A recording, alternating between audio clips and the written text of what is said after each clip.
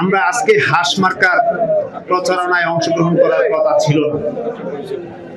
আজকে আমাদের লাঙ্গল মার্কার পক্ষে নির্বাচনী বৈতরণী পাড়ি দেওয়ার জন্য আমাদের কাজ করার কথা। গত পরশুদিন আমার প্রিয় নেতা জাতীয় পার্টির মনোনীত প্রার্থী অ্যাডভোকেট জিয়াউল হক মৃধা সাহেব মিথ্যা মামলা এবং বিভিন্ন হুমকির মুখে নির্বাচন থেকে সরে দাঁড়িয়েছেন। এমত অবস্থায় জাতীয় পার্টি একটি সুযোগ পেয়েছে ব্যারিস্টার রবিন ফারহানার প্রতি একটু কৃতজ্ঞতা এবং প্রতিদান দেওয়ার সেই সুযোগটি জাতীয় পার্টি কাজে লাগাতে চাচ্ছে।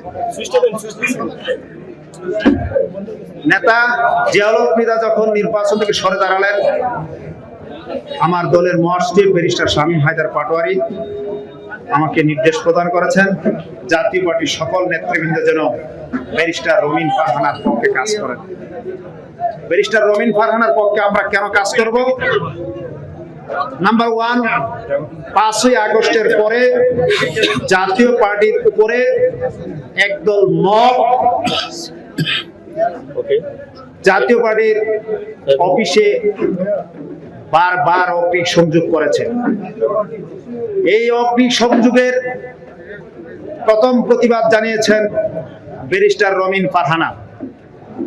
বলেছেন কারো বাড়িতে কারো অফিসে আগুন দেওয়া অন্যায়। পরবর্তীতে যখন আওয়ামী লীগকে নিষিদ্ধ করার দাবি উঠেছে, উনি প্রতিবাদ জানিয়ে বলেছেন রাজনীতি করা দেশের মানুষের নাগরিক অধিকার, কারো অধিকার হরণ করা যাবে না। আওয়ামী লীগের দূষর তকমা দিয়ে জাতীয় পার্টির রাজনীতি এদেশে নিষিদ্ধ ঘোষণার দাবি যখন উঠেছেন, তখন রবিন ফারহানা বলেছেন জাতীয় পার্টি একটি রাজনৈতিক নিবন্ধিত দল, তারা কোনো সন্ত্রাসের সাথে জড়িত নয়, বিনা কারণে কোনো রাজনৈতিক দলকে নিষিদ্ধ করা যাবে না। এবং জাতীয় পার্টি বিরুদ্ধে নয়, উনি যখন সারা বাংলাদেশে মব সৃষ্টিকারীরা বিচারালয়, অফিস, আদালতে, শিক্ষা প্রতিষ্ঠানে ছাত্রদের দ্বারা, মবদের দ্বারা শিক্ষক নির্যাতিত হয়েছে, একদল আইনজীবীর দ্বারা বিচারক এবং বিচারকের কাস্টডিতে আসামিদেরকে নির্যাতন করেছেন, তখন উনি প্রতিবাদ জানিয়েছেন।